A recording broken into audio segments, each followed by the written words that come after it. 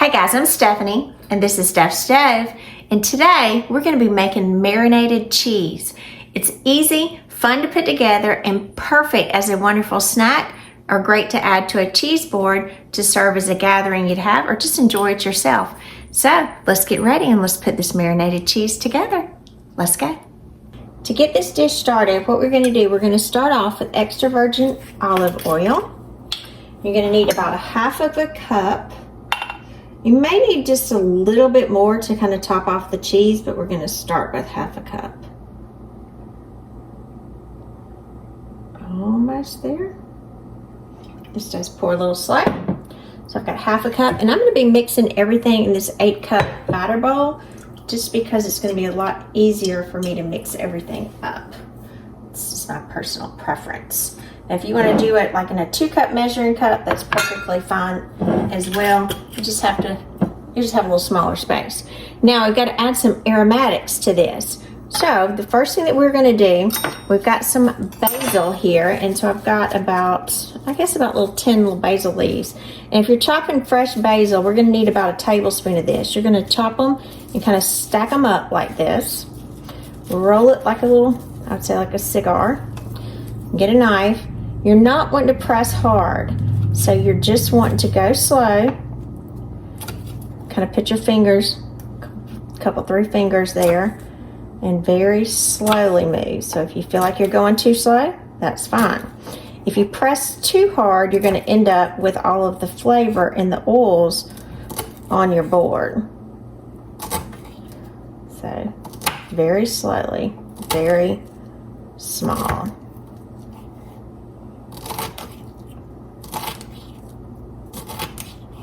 Hear that? And I only need about 1 tablespoon of it, so you can see we've got some nice little ribbons here. Now I'm going to chop these in half as well because I want these smaller. Ooh, smell them now. Just very carefully just chop these up. This is something you don't have to go fast, and you see people, I'd say big chefs and so forth, doing it really fast. You don't have to. Just go slow, because the more pressure you put on it, the more oils will be released, and you definitely don't want all of your flavor released. I'm going to use my little bench scraper here. Scrape it all up. Let me measure it out to check, because we do need about 1 tablespoon of it. Ooh, look at that. I didn't even mean to. I was almost right on the money. Amazing. And I'm going to deposit that into our olive oil. Now, the next one, I've already started chopping just a little bit right here. I've got some fresh parsley. See if you've never seen a little fresh parsley. A little nice little Biltmore mug. If you've never been to the Biltmore, North Carolina, it's worth the trip. I'm going to pull these off. And this, instead of rolling them up like a cigar, you're just going to kind of mound them up like a little ball, little leaves. And you're going to do the same thing, kind of rock back and forth. You don't have to go fast. This is one of those things, it's not necessarily to go fast because you don't want to put too much pressure on the herbs, because you do want them chopped, but you don't want, like, don't press down with your fingers, because if you press down too much, then when you finish, you will see that your board is green or colored, and that's got a little stem there. We'll pull him out. That's because all of the fragrance and the oils from your herbs are released onto your board and not into whatever you're making. So do a few passes, kind of rock it back and forth. Notice I'm kind of keeping the point down. Bring it back together.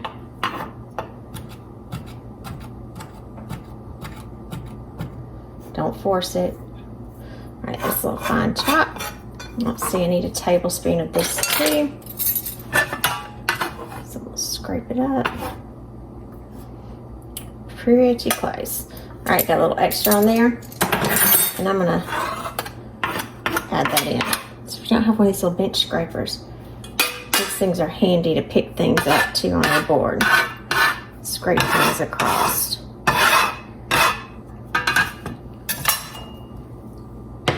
And now you can still see the wood on my board, not green everywhere. Because again, if you press too hard, too much is going off on your board.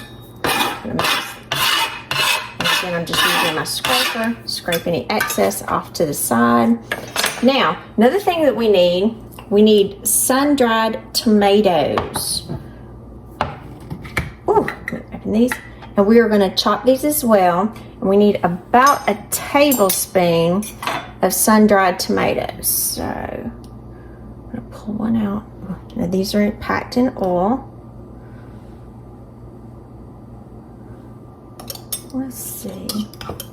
It's probably going to take about 3 of them, depending on their size, because some of them will be larger, some of them will be smaller, like a lot of things. So you just chop these up, take your time. You don't have to go really fast, especially when you're working with knives. Sometimes people, like I said, they'll think you need to go really fast because it's impressive, but sometimes slow and strategic is more important as well, because you don't want to cut your fingers.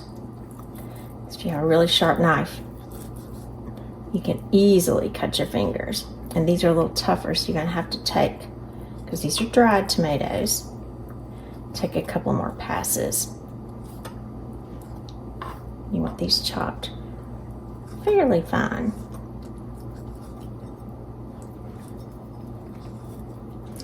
That one's a little tough right there, that edge. So I'm going to come in here and grab me another one. It's a little softer. Yeah, this one's much softer. Much softer. The other one I think had a little tough skin that it was working against. Definitely don't want to taste that. And again, just take your time. Make sure that you've got all of these cut up nicely.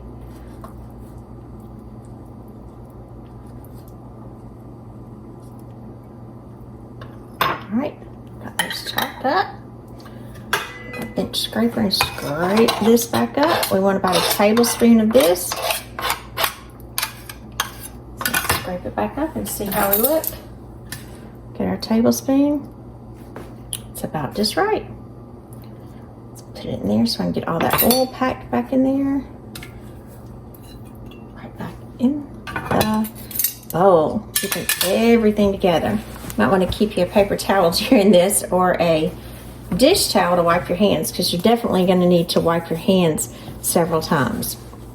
Now, the next thing that we're going to use some oregano. Now, I personally didn't have any fresh oregano, wasn't able to get any when I went to the store, so I'm going to use dried oregano. Now, if you're using dried as opposed to fresh, remember you're going to use about half of the quantity. So normally, if you were using fresh, you would use about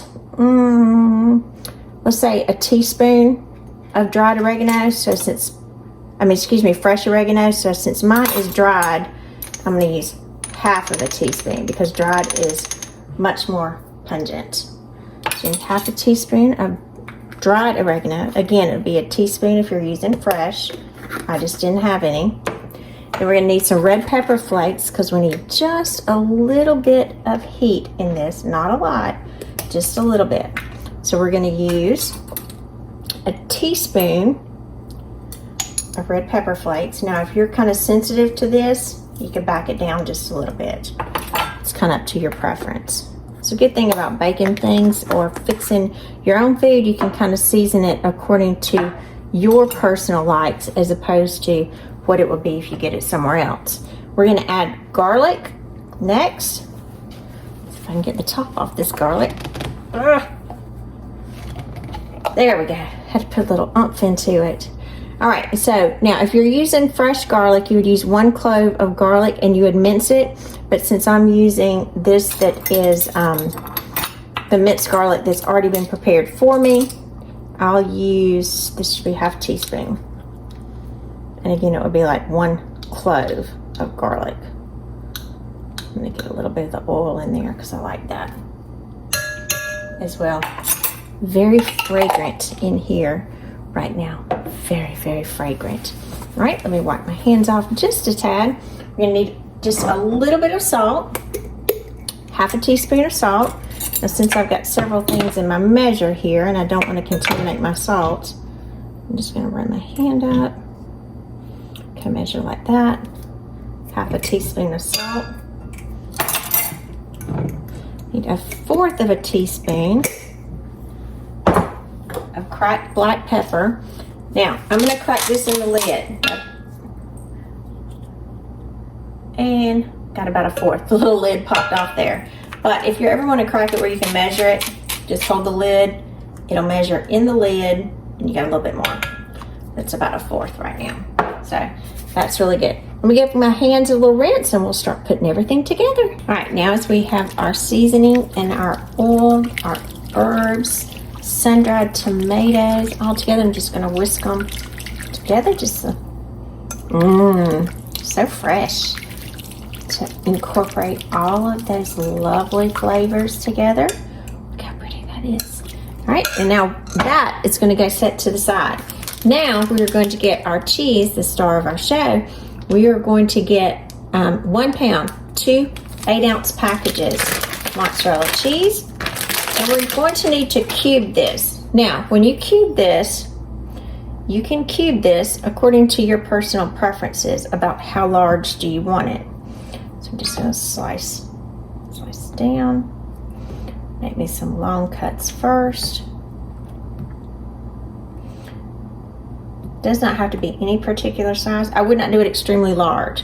So I'm going to cut lengthwise, and then I'm going to come down, cut lengthwise again, and I'm going to get some small cubes like this, so you can see. And then I'm just going to chop them up and put these in a bowl. You want a bite size. So this is about the size right here that I'm cutting them to. That one's together so you can see. And I'm going to continue cutting this package and the next, because remember we need 16 ounces, 1 pound, so it's 2 8-ounce packages, and I'll be right back.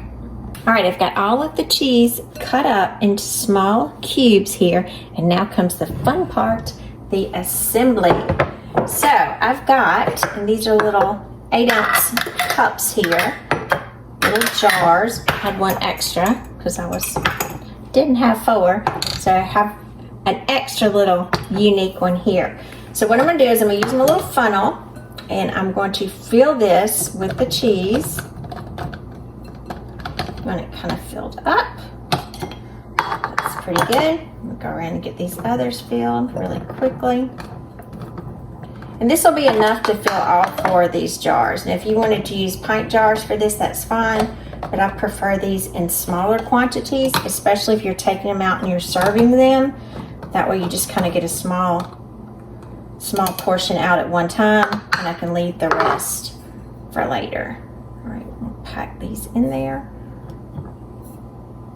Get all of them. Remember the oil mixture will go all around them just beautifully. All right, got all of our cheese in here. Give this wonderful mixture another little swirl. This was, remember, 1/2 cup of olive oil with our herbs, so I'm going to divide a tablespoon to start with over each one. So each one has the same amount of this wonderful goodness. Look at that. Then I'll go back and add some more. You'll probably end up 2 tablespoons in each.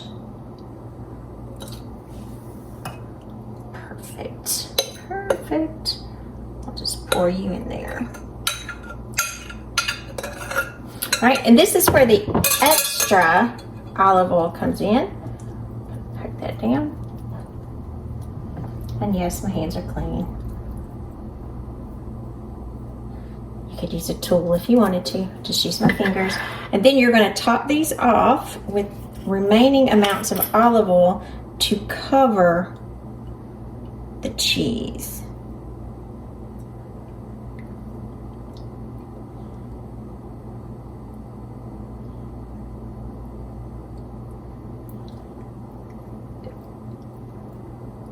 Look at that. Goodness going over it. Look at that.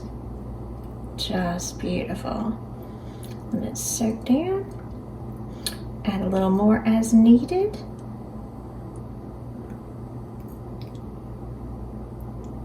We use most of the bottle. I do because I don't like to hold back any. Look at that. Just beautiful. Put a little tad more for here. Beautiful. All right, now I'm going to put the lids on. I'm going to give my hands a rinse and I'll be right back. I'm back. I do have a clean cloth. I am going to go around the lids of these just in case. Now we are just putting the lids on, but just in case that I spilled something, take that one off. Kind of come around, make sure those are nice and clean. All right, bring our lids, close those up.